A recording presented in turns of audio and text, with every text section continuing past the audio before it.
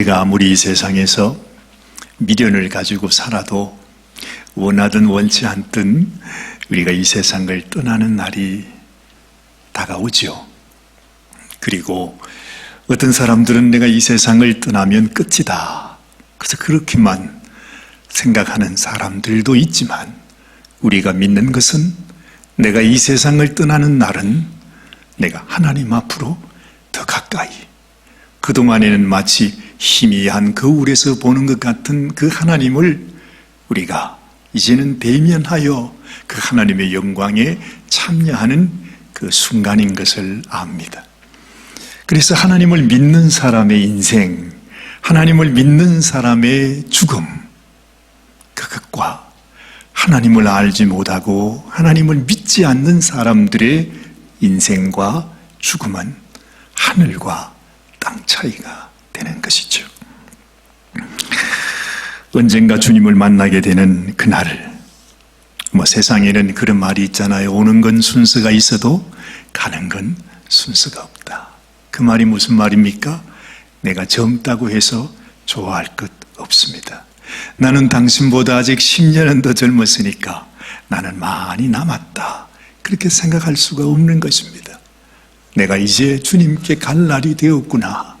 그렇게 생각한다고 해서 여러분, 우리가 주님께 먼저 서는 것도 아닙니다. 순서가 없다는 것입니다. 그 말은 우리가 항상 내가 주님 앞에 오늘 주님께 서게 될지도 모른다는 그런 겸손의 마음으로 살아야 되는구나 하는 것을 우리가 또한 알게 되는 것입니다. 예수님께서도 이 땅에 계시는 동안 우리들에게 누누이 그런 말씀을 하셨습니다. 너희는 항상 예비하고 있어라. 예전에는 그냥 들었습니다. 그냥 들렸습니다. 그런데 인생을 살아가면 살아갈수록 이것이 얼마나 중요한 말인지 예비하고 있어라. 여러분도 그렇죠. 주님이 나를 오라 하시는 그날에 내가 예비하고 있는 자가 되어서 정말 주님이 나를 보러 오시는 그때 내가 주님 앞에 감사함으로 나갈 수도 있고, 만약에 내가 예비하지 못하고 있으면 우리는 주님께 버림받는 자가 되는 것입니다. 그래서 이게 얼마나 소중한지 몰라요. 참 감사한 것은 제가 우리 서부교님하고 전혀 미리 제가 이런 말씀을 드려야 되겠다, 이런 설교를 준비했습니다, 말씀을 나눈 적이 없는데 우리 서부교님께서 제가 오늘 여러분들에게 전하는 이 말씀과 똑같은 말씀을 아침에 전해주시더라고요. 제가 또 깜짝 놀랐어요. 이야, 이 하나님이 진짜 우리의 속을 환히 들여다보고 있구나. 우리는 그저 우리 생각대로 준비하고 생각대로 나누는 것인데 알고 보니까 이 모든 것이 다 하나님께서 지금 우리들에게 주시는 같은 메시지인 것을 알게 되는 것입니다. 예수님은 그랬지요. 마지막 그날은 도적같이 임한다 했어. 도적이 밤에 어느 경점에 오는 줄 알았으면 주인이 그 도적을 막을 수 있지만 그 도적이 언제 올지 아는 주인은 아무도 없습니다. 그래서 너희가 예비하고 있어야 한다, 주님께서 말씀하죠. 성경이 마지막 때를 위해서 우리에게 가장 많이 권고하는 말씀이 그러므로 깨어있으라 하는 말씀입니다. 또 예수님은요, 이 도적의 예를 드는 것이 조금 험악하셨는지 도적의 예를 들지 않고 예수님은 신부의 예를 들어서 또 말씀합니다. 이번엔 좀 더 분명하게, 내가 너희의 신랑인데 혼인집에서 이 신랑이 신부를 데리러 결혼식 날 오게 되는데 그때에 이 신랑을 기다리는 10처녀가 있다고 그랬습니다. 그 중에 반은 슬기로운 처녀였고 반은 미련한 처녀라 그랬잖아요. 그런데 이 슬기로운 처녀는 기다리다가 신랑이 밤에 늦게 오세요. 그런데 그 신랑이 왔을 때에 이 슬기로운 처녀도 미련한 처녀도 다 처음에는 졸다가 그 다음에는 다 잠이 들었어. 슬기로운 처녀도 미련한 처녀도 다 잤다는 거예요. 똑같이 다 잤는데, 그런데 이 신랑이 오고 나니까 이 슬기로운 처녀는 그 신랑과 함께 혼인집으로 들어갔고, 이 미련한 처녀들은 뭘 잘못했길래, 뭐가 미련하길래 똑같이 기다리고 있다가 그리고 똑같이 졸고 똑같이 잤는데, 세상에 미련한 처녀는 그만 그 혼인집에 들어가지 못했어. 그리고 문이 철크덩하고 닫혀버린 거예요. 늦게 와가지고 막 두드려, 주여 주여 내가 여기 왔습니다 하니까 전혀 그 문은 열리지 않더라 하는 것입니다. 뭐가 차이가 납니까? 슬기로운 처녀, 미련한 처녀. 비록 그들이 이 험한 세상 속에서 잠들 수밖에 없는 그들도 연약한 처녀들이었지만, 그들은 평상시에 그럴 때가 올 줄 알고 주님께서 예비하고 있으라 하시는 그 말씀을 마음에 담고 그들이 기름을 준비했었다. 등불을 밝히는 기름을 준비했다 하는 것입니다. 그래서 우리가 평상시에 내가 예비한다는 것, 기름을 준비한다는 것, 환난의 때, 고난의 때가 올 때 비록 나는 잠이 들 수 있을지라도, 그러나 주님이 오시는 그 순간에 불을 밝힐 수 있는 그 기름을 내가 예비하는 것이 얼마나 소중한지 몰라요. 사랑하는 여러분, 여러분도 이 말씀을 아실 것입니다. 히브리서 4장 14절 16절 말씀인데 우리 같이 한번 읽어보십시다. 큰 소리로 함께 봅니다. 그러므로 우리에게 큰 대제사장이 계시니 성천하신 이곳 하나님의 아들 예수시라. 우리가 믿는 도리를 굳게 잡을지어다. 우리에게 있는 이 대제사장은 우리의 연약함을 동정하지 못하실 리가 아니요 모든 일에 우리와 똑같이 시험을 받으신 이로되 죄는 없으시니라. 그러므로 우리는 긍휼하심을 받고 때를 따라 돕는 은혜를 얻기 위하여 은혜의 보좌 앞에 담대히 나아갈 것이니라 그랬습니다.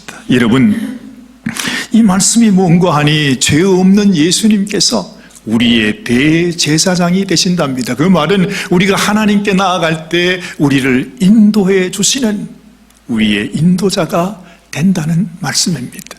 그런데 그분께서 우리의 모든 사정을 아신대요. 사실 솔직히 말씀드렸어요. 여러분, 예수님께서 우리의 심령을 이렇게 확 열어보잖아요. 우리는 이렇게 옷으로 입고 있는 것처럼 다 닫고 있지만 이래서 내가 두렵고 떨리는 마음으로 주님 앞에 설 거 아닙니까? 그런데 주님께 가게 되면 이게 그냥 저절로 스르르 다 열려버려요. 내가 감출 수 있는 것이 아무것도 없다는 것입니다. 주님은 다 아세요.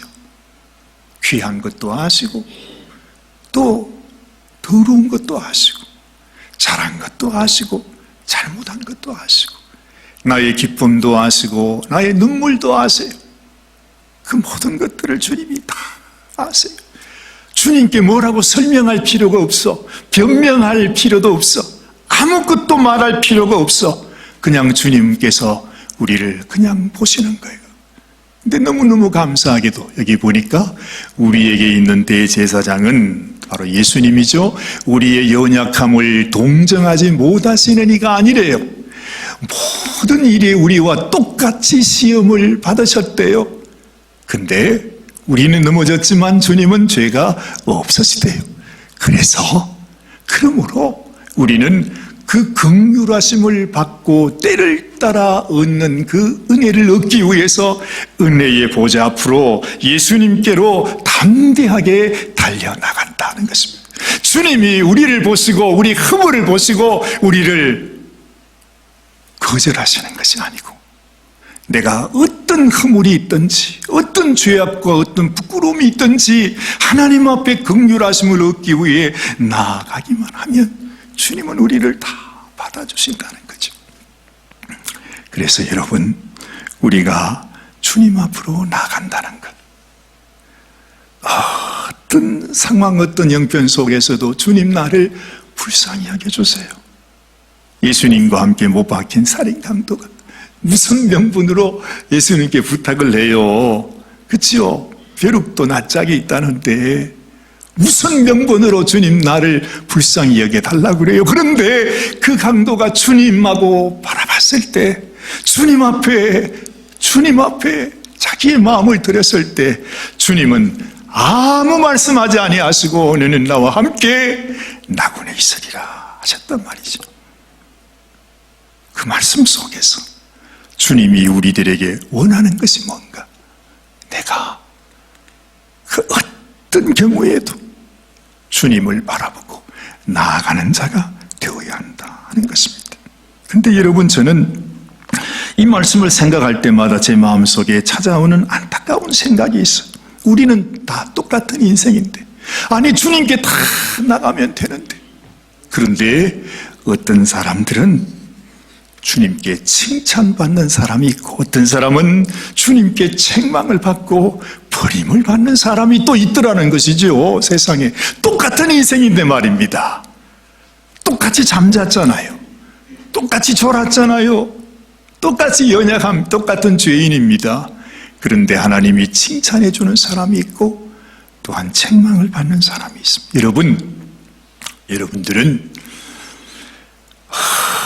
어떤 경우에 있더라도 주님께 칭찬받는 성도가 되시길 바랍니다. 꼭 그렇게 되셔야 합니다. 그렇죠. 마지막 순간 주님 앞에 인정받고 칭찬받는 인생이 소중하다는 것입니다. 한때는 제가 정말 하나님도 불공평하시다 생각이 들었어요. 그렇잖아요. 신앙생활 가운데서도 항상 먼저 되는 자가 있고 나중 되는 자가 있어요. 아니 누구는 또 심지어 어떨 때는 하나님이 택해놨다고 그래요. 그 말씀보다도 아주 마음에 속상한 말씀이 없는 거예요. 누구는 하나님께서 상 주시려고 택해놨고 누구는 또 지옥 보내려고 택해놨대요. 저는 사실 그런 말 하는 사람들이 듣기 싫어서 제가 장로교회에서 이 구세군으로 오게 된 이유가 되기도 했습니다. 적어도 우리 구세군에서는 그런 말은 하지 않습니다.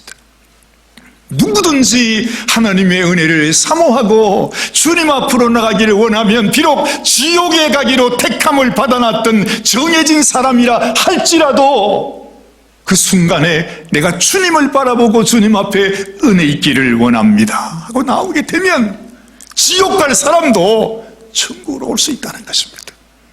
이게 얼마나 소중한 일입니까?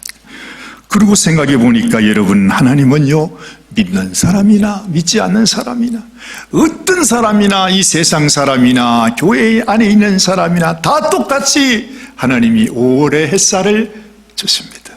그렇죠? 비도 다 주십니다. 공기도 다 주세요. 뭐 하나 차별 두는 것이 없으세요. 하나님은 모든 사람들을 다 똑같이 사랑하세요. 예수님께서 십자가의 장신에 생명을 주신 것도 교회에 있는 사람들만을 위한 것이 아니라 이 세상의 모든 사람들, 저 감옥 속에 있는 사람들, 사형 선고를 받고 사형을 기다리고 있는 그 사람들을 위해서도 예수님은 똑같이, 아니 오히려 그 사람들은 더 주님이 사랑하는 사람들입니다. 그런데 왜 주님이 불공평합니까? 아니죠. 문제는 우리에게 있는 것입니다. 이 하나님의 한결같은 사랑을 끝까지 믿지 않는 우리의 마음, 하나님이 여전히 우리를 사랑하고 있다고 말씀하시는데도 하나님이 나를 사랑하기는 뭘 사랑하냐? 예수님이 십자가에 죽은 그것하고 나하고 무슨 관계가 있냐? 2000년 전에 흘리신 피가 어떻게 나하고 무슨 관계가 있단 말이냐? 아니 그게 아니고, 그분은 다른 인생이 아니고 하나님이신데, 세상 처음과 세상의 마지막이 되는 하나님이신데 그 하나님께서 우리의 모든 죄를 다 담당하기 위해서 주님이 십자가의 피를 흘렸기 때문에 내가 그 예수님의 피를 믿음으로 나가기만 하면 그 피는 나의 모든 죄 다 사실 수 있는 능력이 있다고. 아무리 말하고 맹세코 말하고 정말 하나님께서 누구의 이름을 걸고 맹세할 그런 자가 없잖아요. 하나님보다 높은 이가 없으니까. 그래서 하나님이 아주 그냥 어찌 하다 못해서 내가 내 이름을 걸고 내가 나의 생명을 걸고 나의 피를 걸고 너희들에게 내가 너희를 이렇게 사랑한다 이렇게 말하는데도 불구하고 나는 못 믿어. 나는 그런 하나님 필요 없어. 자, 그런 인생을 보면 정말 저도 속이 터지죠. 저놈의 자식을 내가 어떻게 해야 되나? 여러분 같아도 그런 생각 안 들겠습니까? 그런데 여러분, 생명을 준 십자가에서 살을 찢고 피를 흘린 당사자가 되시는 예수님의 심정은 어떻겠느냐 이 말이죠. 그런데도 사람들은 요동하지를 않습니다. 믿질 않아요. 하나님의 마음을 받아들이지 않는 것입니다. 그래서 주님이 이 땅에 오실 때 이 세상에서는 두 가지 종류의 사람이 있습니다. 이 하나님의 은혜를 받아서 감사하고 주님이 주시는 그 은혜의 말씀을 순종하며 살아서 주님이 우리에게 수고했다, 잘했구나, 착하고 충성된 종아 이렇게 부르는 사람이 있고, 똑같은 은혜를 다 베풀어 주었는데도 우리 주님께서 이 악하고 게으른 종아 하고 주님 앞에 책망을 받는 사람이 있다는 것입니다. 여러분은 어떤 성도가 되시길 원하십니까? 자, 두 가지 선택이 있습니다. 주님 앞에 칭찬받는 성도, 아니면 주님 앞에 악하고 게으른 종이라고 책망받는 성도. 여러분 어디를 속하기를 원하십니까? 1번입니까? 2번입니까? 먼저 것입니까? 나중 것입니까? 그렇죠. 우리 허영아 부교님만 우리 주님 앞에 칭찬받겠다. 자, 다시 1번, 2번. 여러분은 주님 앞에 칭찬받는 성도가 되셔야만 합니다. 이것이 오사관의 소원이고 우리 주님의 소원이고 우리 하나님의 소원입니다. 그런데 여러분, 사도 바울이요 여러 지역을 다니면서 복음을 전하지 않았습니까? 그런데 사도 바울이 아주 마음에 감탄을 한 교회가 있는데 그 교회가 바로 이 데살로니가 교회였어요. 사실 이 데살로니가 교회는 별로 바울에게 관심을 받을 만한 교회가 아니었어요. 그리고 여러분들에게도 주의를 끌 수 있는 그런 교회가 아니었습니다. 사도 바울이 지나가다가 여러분 빌립보 성에 가서 복음 전하다가 귀신 들린 여종을 귀신 쫓아내고 감옥에 갇힌 이야기 다 아시지요? 감옥에서 하나님을 찬송했는데 하나님이 옥문을 흔들어가지고 세상에 그 간수가 예수님께 돌아온 얘기도 잘 아실 것입니다. 그래가지고 이제 지나가는 길에 그 빌립보 성에서 사역을 하고 마치고 지나가는 길에 데살로니가라고 하는 마을에 도착한 것입니다. 그래서 바울이 그곳에서 새 안식일을 지냈다. 그래서 그 말은 3주 동안을 있었다는 것입니다. 복음을 전했습니다. 그런데요, 이 아주 못된 유대인들이 이 시장의 깡패들을 데리고 와가지고 어떻게 하든지 사도 바울이 복음 전하지 못하게 하려고 그렇게 방해를 합니다. 이 사도 바울이 3주 동안을 그들에게 말씀을 전하다가 결국에는 이 깡패들에게 쫓겨가지고 밤에 야반 도주를 하게 되는 것입니다. 그래서 이 3주 동안 사도 바울이 지나갔던 교회, 거기가 데살로니가입니다. 그 데살로니가에 있다가 야반 도주를 어디로 했느냐 하니까 베레아라고 하는 지역으로 가게 돼요. 근데 성경에 사도행전 17장 말씀에 그 얘기가 쭉 나오는데요.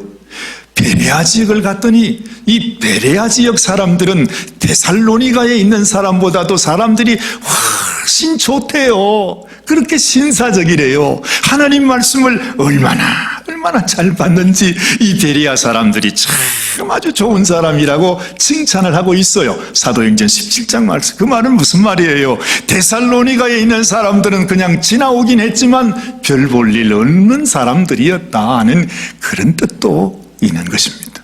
아니 그런데 세상에 하여튼 길고 짧은 것은 대봐야 알아요.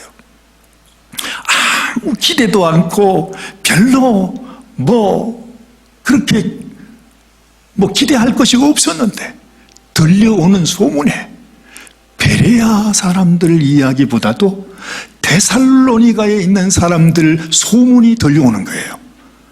아니 그 3주 동안에 잠시 있다가 지내왔던 이 데살로니가 성도들이 몇 사람이 모여가지고 교회를 이루더니 얼마나 믿음 생활을 잘하는지.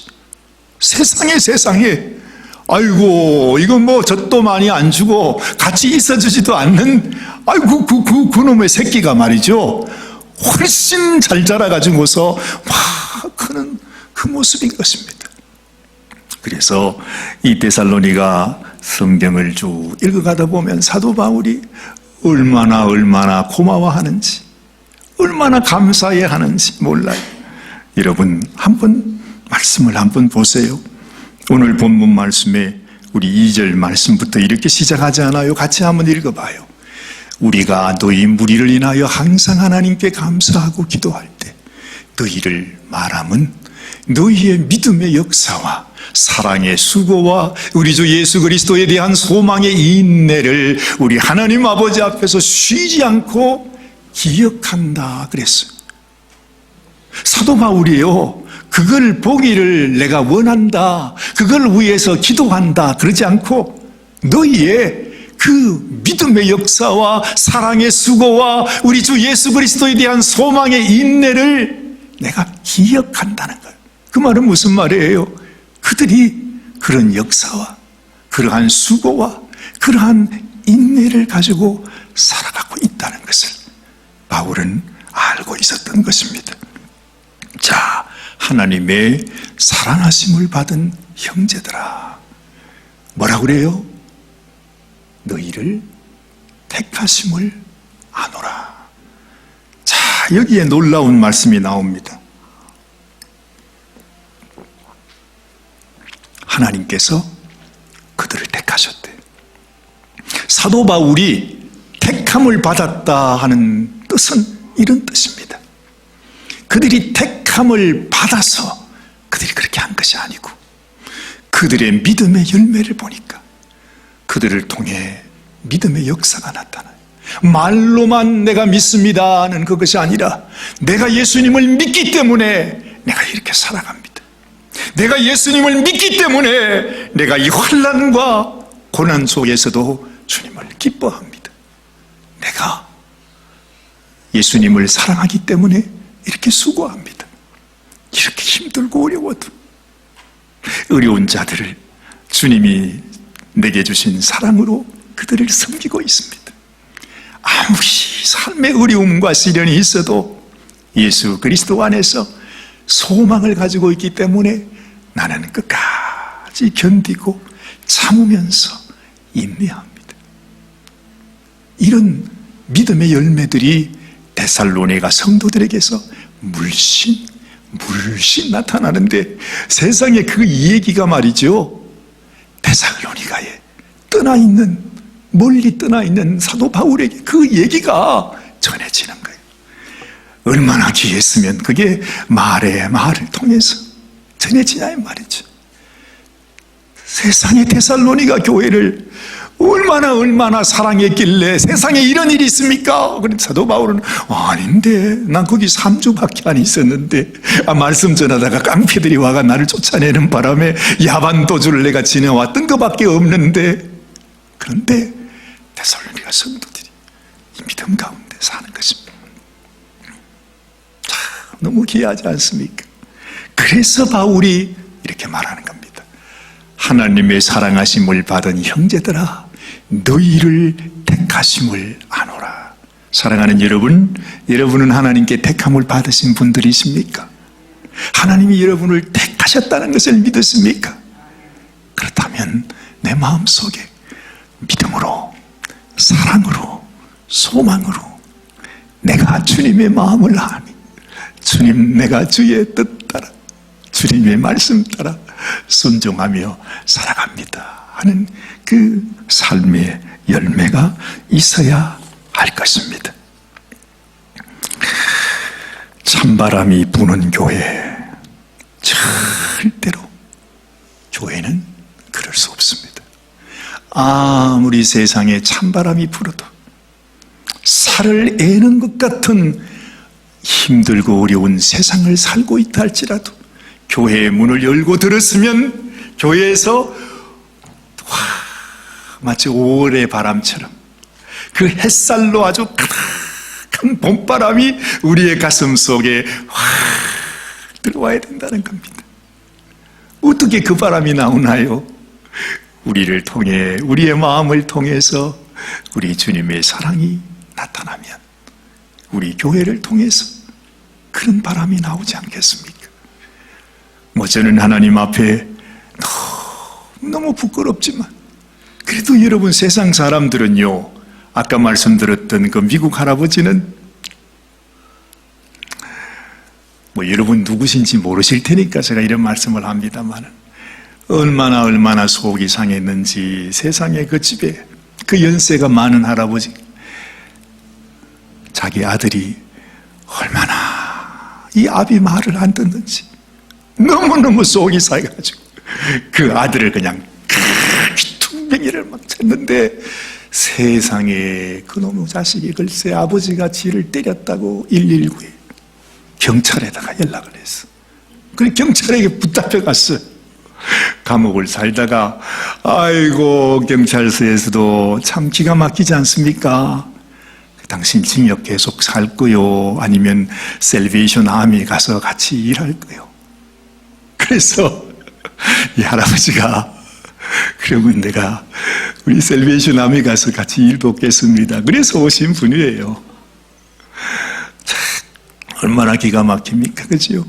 근데 그분이 저를 보자마자 하는 말이, 아니 캡틴, 당신은 뭐가 그리 행복하세요? 뭐가 그렇게 좋으세요? 나는 지금 죽을 지경인데.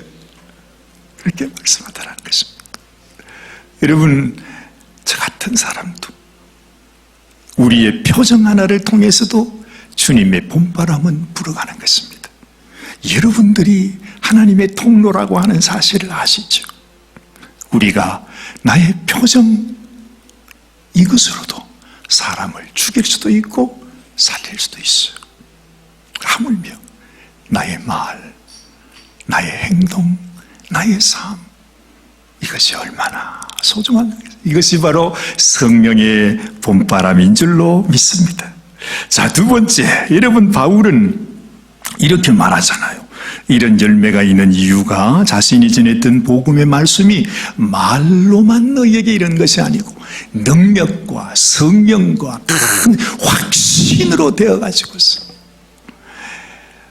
여러분, 우리에게 주님이 주시는 말씀, 나의 신앙이 말로만 나타나는 신앙이 아니라 주님의 능력과 성령과 확신으로, 나는 하나님 앞에 택함을 받은 자야, 나는 하나님께 사랑받는 자야, 나는 하나님께서 나를 위하여 생명 주신 것을 내가 안다고.